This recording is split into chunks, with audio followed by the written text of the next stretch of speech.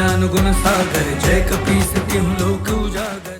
संतान प्राप्ति हेतु अंजना ने 12 वर्षों की कठिन तपस्या की और स्वयं महादेव ने एक भिक्षुक के रूप में अंजना की भक्ति की परीक्षा भी ली, जिसके उपरांत महादेव ने उनकी भक्ति से प्रभावित होकर वायुदेव द्वारा अपने अंश को अंजना तक पहुंचाया।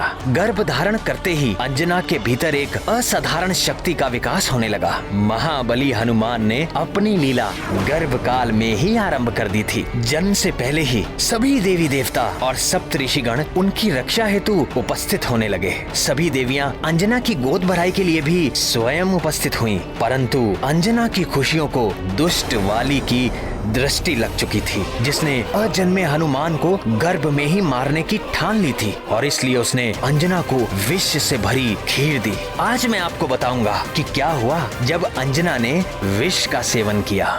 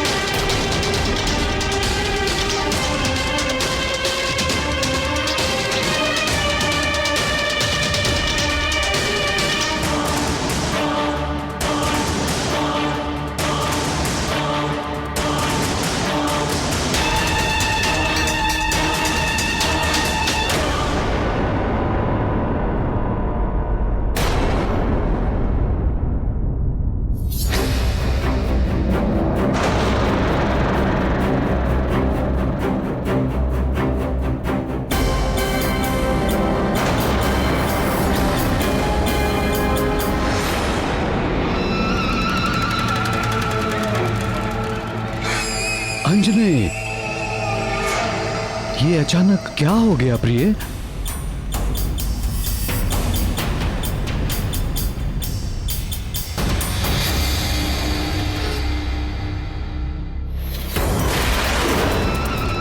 स्थिति सामान्य नहीं है राजन।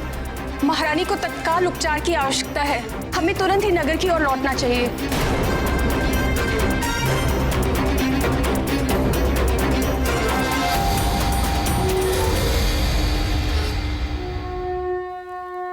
गर्भस्थ शिशु की हत्या करना महापाप है। ये दीर्घ काल तक नरक की यातना का भागी बनाता है। दुष्ट बाली हनुमान लला की हत्या को अपनी ओर से सुनिश्चित कर चुका था। महाराज, महारानी जी को विष दिया गया है।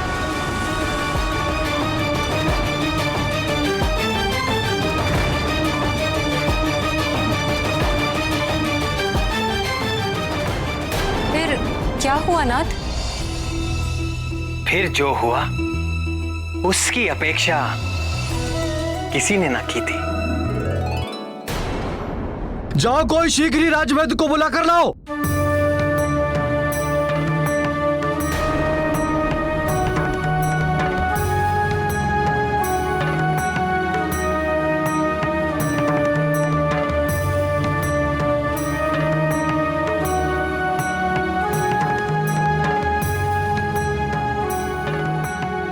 राजन, कोई भी उपचार काम नहीं कर रहा। न जाने क्या होने वाला है। क्या होने वाला है?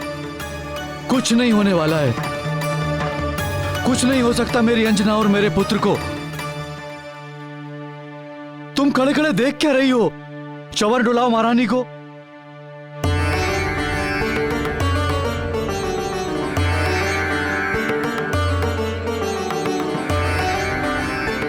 जरा देखिए शरीर पर कहीं दंश का कोई चिन्ह तो नहीं? जी महाराज।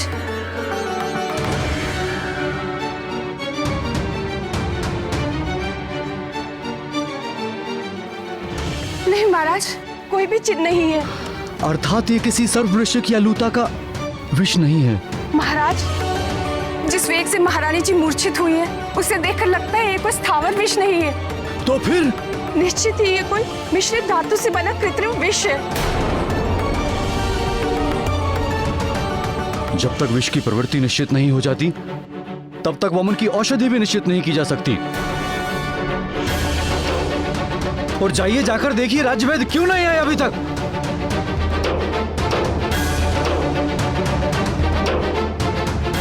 अब क्या करे राजन?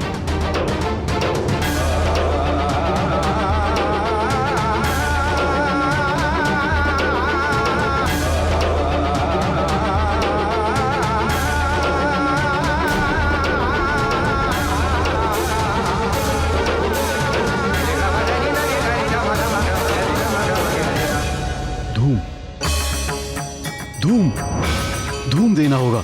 मैं एक ऐसा धूम जानता हूं जो हर प्रकार के विष में दिया जा सकता है। मैं बताता हूं।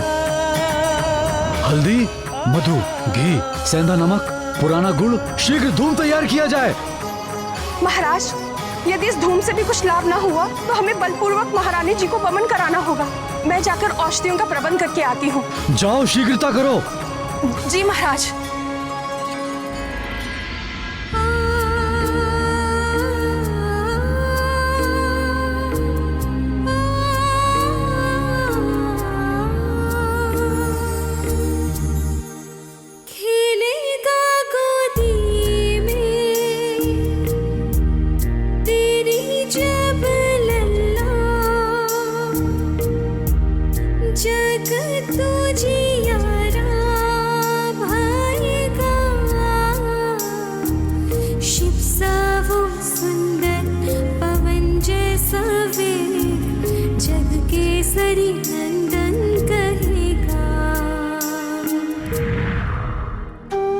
तुम अपनी परीक्षा में सफल हुई पुत्री अंजना। तुम्हारा होने वाला पुत्र समस्त संसार में अपने बल और पराक्रम के कारण विख्यात होगा, परम भक्त होगा।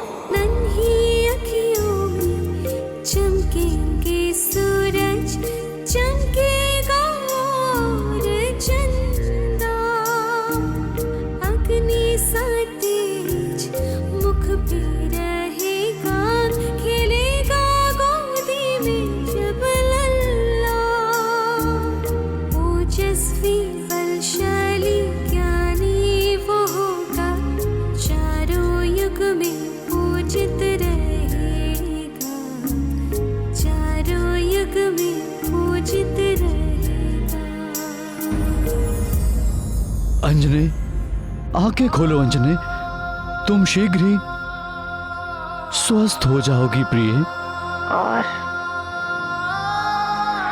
हमारा पुत्र? उसे भी कुछ नहीं होने दूंगा मैं। तुम मुझे सुन तो पा रही हो ना अंजने? आंखें खोलो अंजने।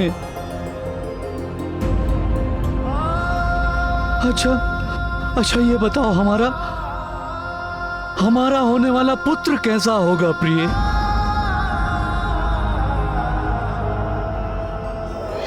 तब पुत्र जितेंद्रियो भविष्यति। मेरा पुत्र सब इंद्रियों को जीतने वाला होगा, राक्षसी आचरण मिटाने वाला होगा मेरा पुत्र, वेदों का विद्वान होगा मेरा लाल। अंजने, अंजने!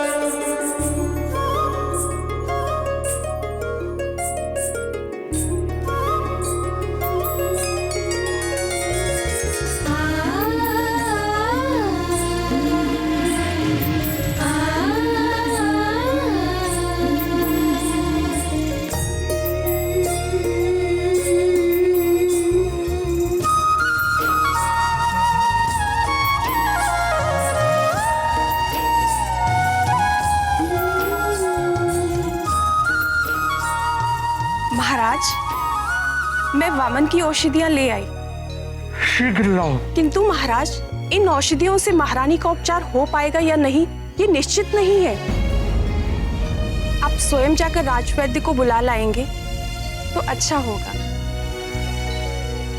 आप निश्चिंत रहिए महाराज, तब तक मैं महारानी जी का ध्यान रखती हूँ।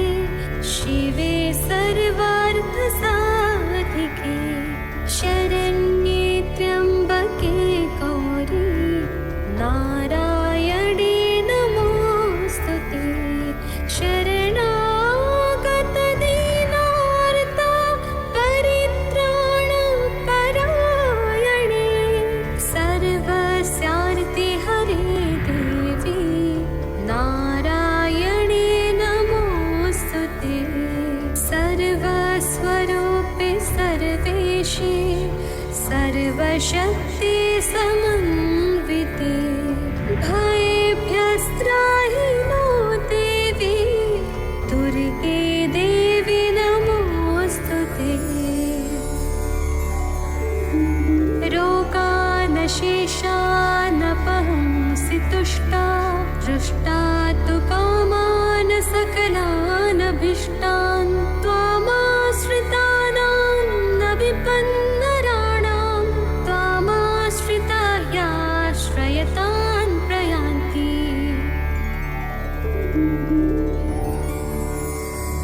सर्वबाधा प्रशमनं त्रैलोक्यस्याखिलेश्वरी एकमेव त्वया कार्यम् अस्मद्वैरिविनाशनम्।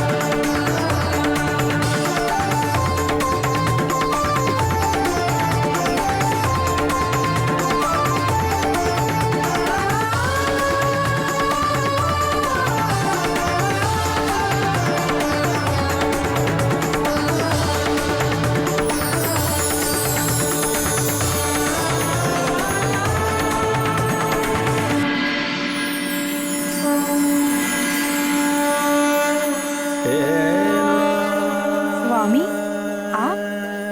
शक्ति और शक्तिमान अलग कैसे रह सकते हैं?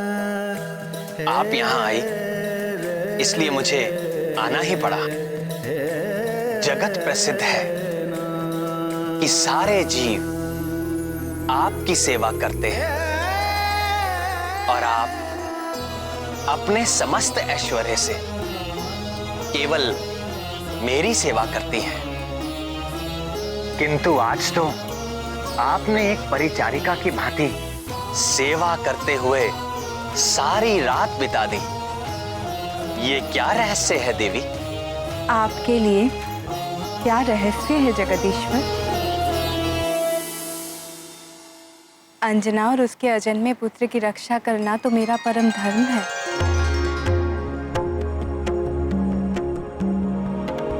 निश्चिंत हो जाइए भगवती, आपकी कृपा से अंजना के शिशु पर आई विपत्ति उसके लिए वरदान बन जाएगी।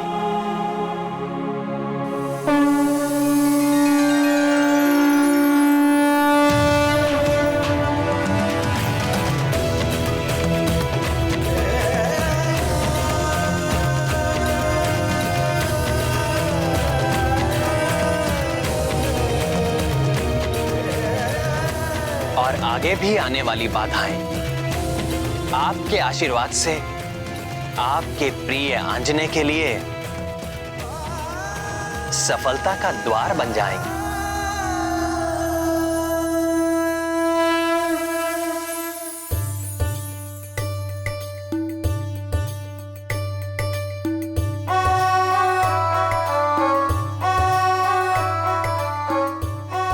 दीदी, आपने ऐसा क्यों कहा? अंजना और उसके पुत्र की रक्षा करना आपका परम धर्म है। जो मेरे स्वामी के संकट हरने के लिए जन्म ले रहा है, उसके संकट हरने का धर्म मेरा ही तो है।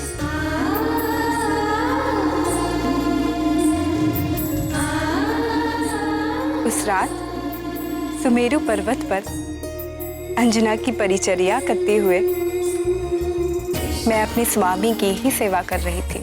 और पद्म हस्ता देवी लक्ष्मी की इस कृपा के उपरांत वो शुभ घड़ी निकट आ पहुंची, जिसके लिए समस्त देवता प्रतीक्षा कर रहे थे।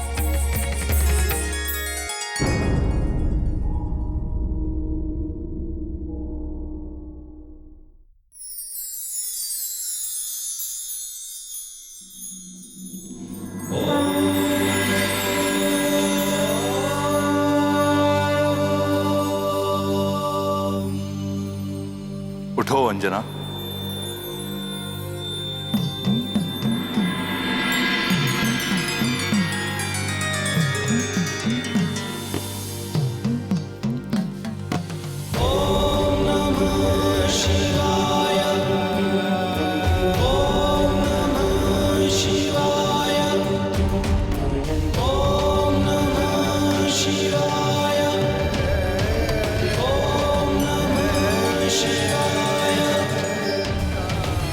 प्रभु महादेव, चकित ना हो अंजना, ये तुम्हारा ही पुत्र है।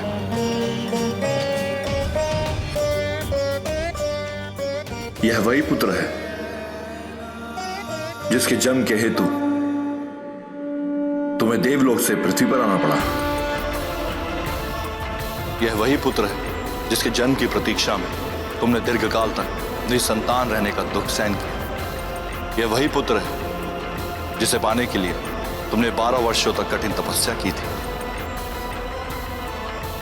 यह वही पुत्र है अंजना जो कमल नयन भगवान विष्णु के नर अवतार में परम सहयोगी बनने के लिए जन्म ले रहा है। तुम्हारे इस पुत्र के कारण युगों युगों तक तीनों लोगों में वानराज केसरी और तुम्हारा यशगान होगा। इस पुत्र के माध्यम से मैं स्वयं अपना तेज तुम्हें सौंप रहा हूं। ये लो, संभालो अपना पुत्र।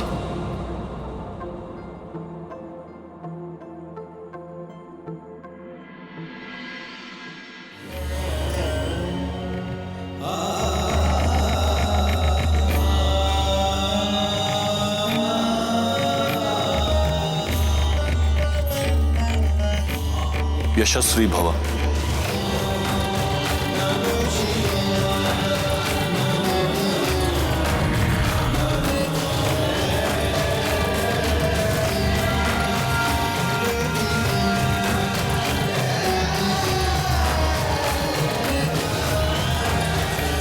महादेव, भोलेनाथ, क्या हुआ अंजने? तुम ठीक तो हो? महादेव आए थे। मेरी गोद में दिया उसे, स्वयं अपने हाथों से। किसे? हमारे पुत्र को। इसका अर्थ जो स्वप्न हमने साथ मिलकर देखा था वो सत्य होने वाला है प्रिय। हमारे पुत्र के जन्म की शुभ घड़ी कहाँ गई है?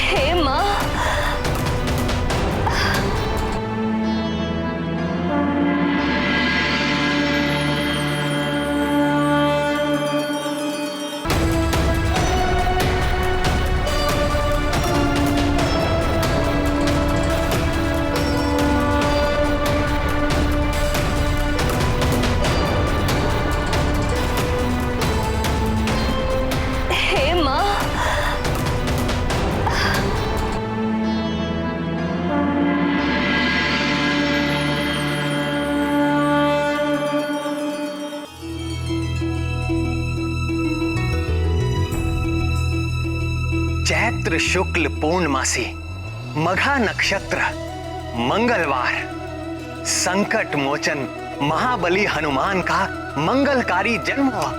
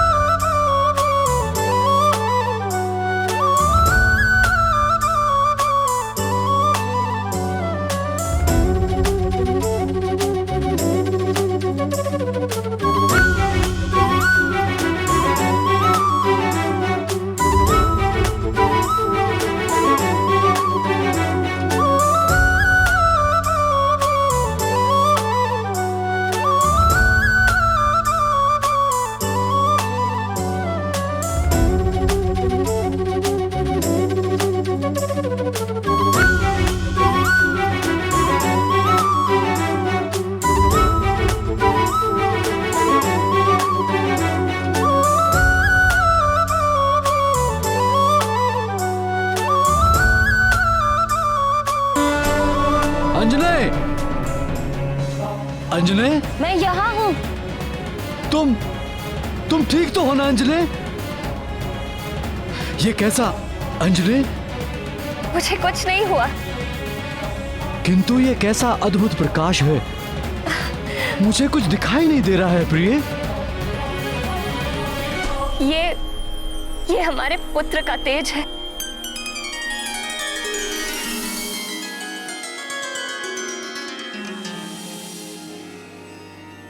हे भोलेनाथ, हे महादेव, हे भक्त वत्सल त्रिनेत्रधारी, हमारा पुत्र आपके ही तेज से जन्मा है और इसका प्रमाण हमें मिल चुका है। किंतु यदि हमारा लाल इस परम तेजस्वी अवस्था में निरंतर रहेगा तो हम इसकी लीलाओं का सुख पाना तो दूर, इसे देख भी नहीं पाएंगे। हे कृपा निधि, कुछ ऐसी कृपा कीजिए कि इसका तेज भी बना रहे और हम संसारी जीव इसके दर्शन भी कर सकें।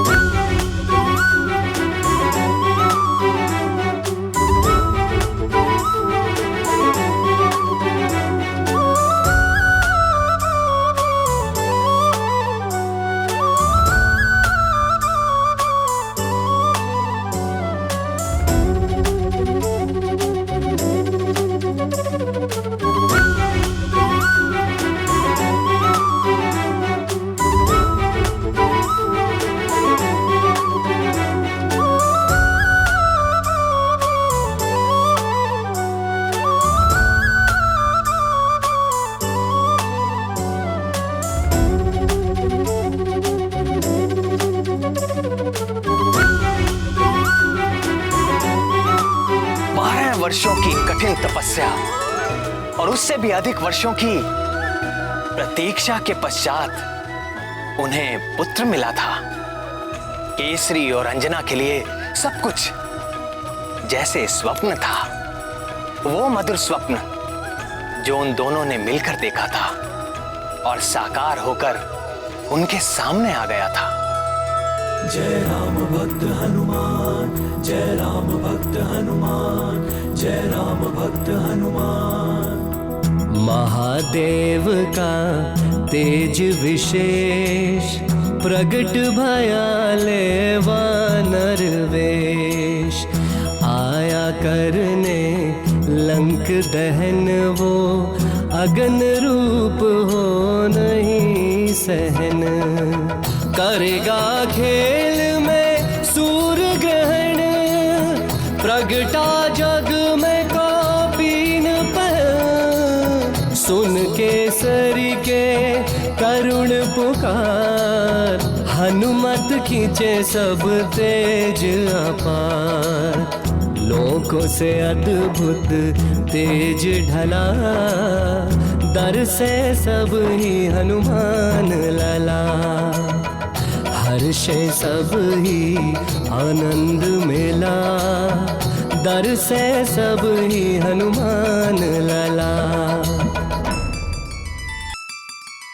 उन ये उस अपार आनंद का सारा श्रेय तो दीदी आपको ही जाता है। बाली तो हनुमान लला की हत्या के षड्यंत्र में सफल ही हो गया था और उस घातक विष से अंजना का बचना भी असंभव था। यदि आपने वैकुंठ से आकर उन दोनों की रक्षा न की होती तो केसरी और अंजना यह पुत्र सुख कभी न ले पाते और समस्त संसार संकट मोचन महाबली हनुमान जैसे भक्त और योद्धा से वंचित हो जाता। देवों की, मनुष्यों की, संतों की और पृथ्वी की कितनी बड़ी हानि हो जाती। आपको शत शत धन्यवाद है भगवती।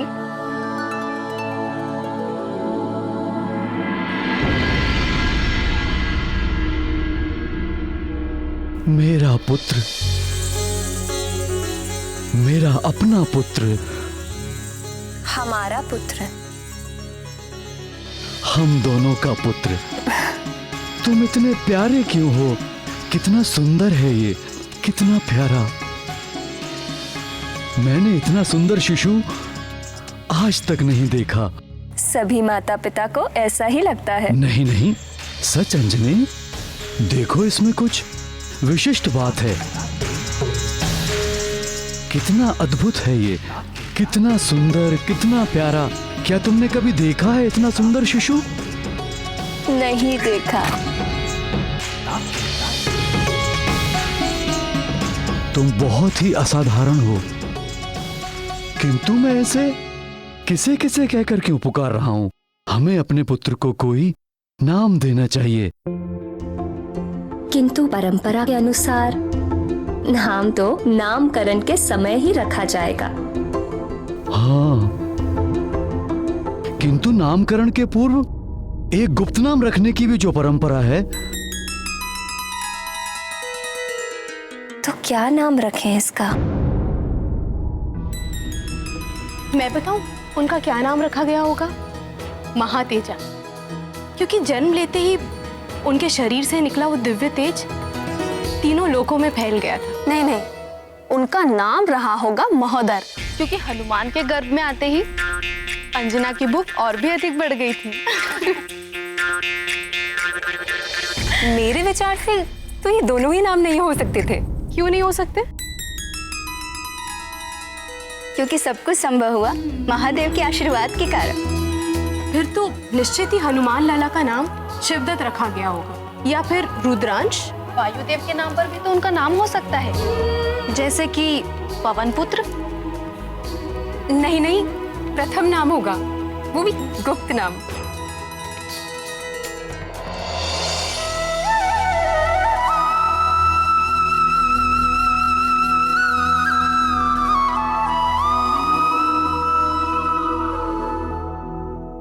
जैसे हनुमान लला के नाम पर आप सब में वाद विवाद हो रहा है, वैसे ही केसरी और अंजना भी अपने नवजात शिशु के गुप्त नाम को लेकर वाद विवाद में फंस गए।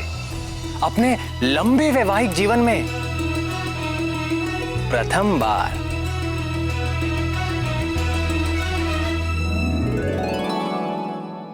अरे तो फिर क्या नाम रखें अपने पुत्र का?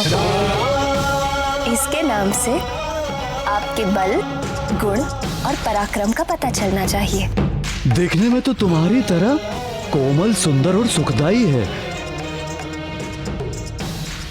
इसका नाम तुम्हारे नाम पे आधारित होना चाहिए, शशिमुखे। कैसी बात कर रहे हैं आप? पुत्र होकर नाम में कोमलता? बात तो तुम ठीक कह रही हो। तो फिर इस केसरी नंदन का नाम तो आपके नाम से जुड़ा होना चाहिए। केसरी नंदन,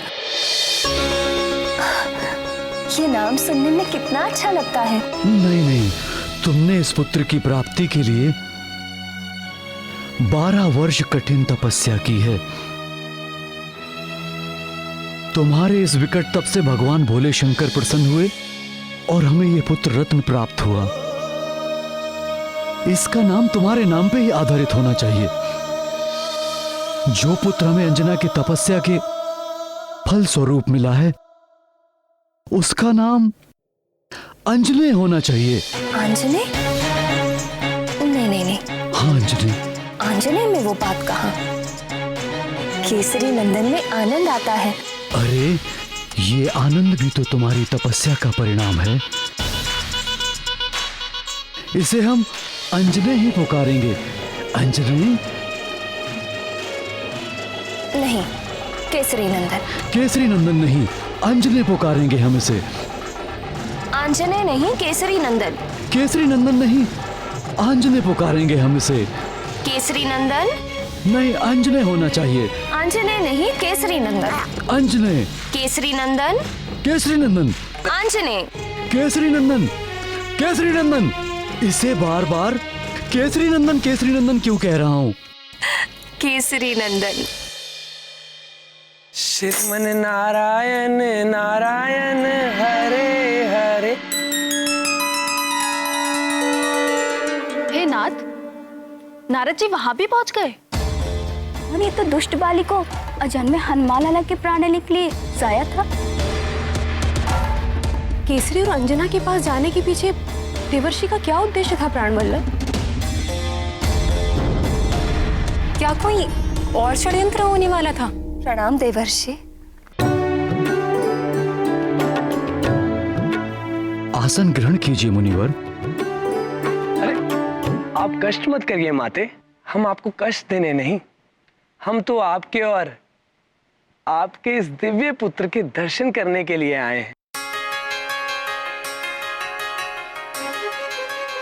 हमारे पास आओगे?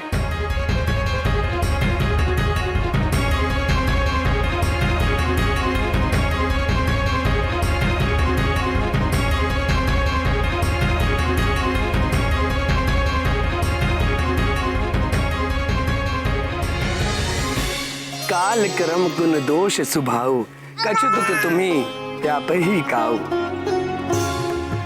आपके इस जितेंद्रिय पुत्र पर कभी भी शीत, ताप या वृद्धावस्था का प्रभाव नहीं होगा। आपके पुत्र के किसी कर्म पर कर्म फल का दोष नहीं लगेगा। प्रकृति के निरंतर बदलने वाले जो 3 गुण हैं, सत्व, रजस और तमस, उनके कारण समस्त जीव सुख, दुख और मोह के सागर में डूबते उतराते रहते हैं। किंतु तुम्हारा यह पुत्र सदैव आनंद में मग्न रहेगा और कभी भी दुख से पीड़ित नहीं होगा, मोह से बुद्धिहीन नहीं होगा। और यह पराक्रमी बालक सदैव स्वस्थ रहेगा।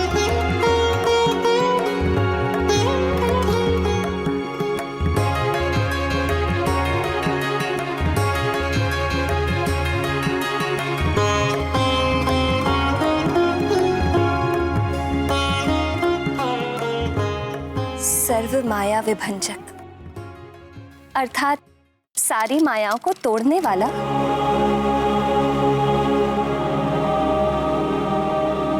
कैसा मनोहर नाम है, सर्व माया विभंजक।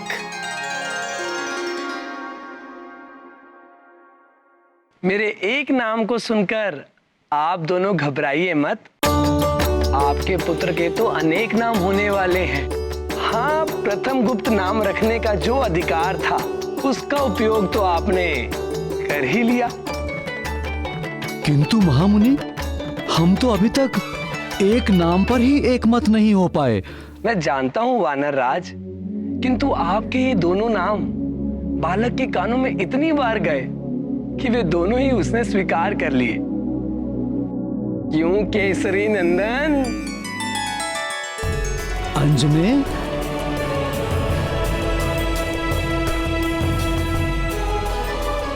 समस्या केवल एक है, आपके ये दोनों नाम गुप्त नहीं रहे।